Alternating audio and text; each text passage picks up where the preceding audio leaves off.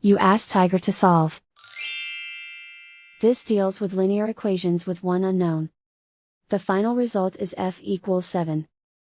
Let's solve it step by step. Swap sides. Group all constants on the right side of the equation. Add 48 to both sides. Simplify the arithmetic.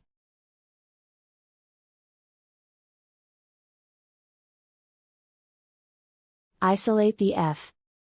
Divide both sides by 16. Simplify the fraction. Find the greatest common factor of the numerator and denominator. Factor out and cancel the greatest common factor. And so the final result is f equals 7.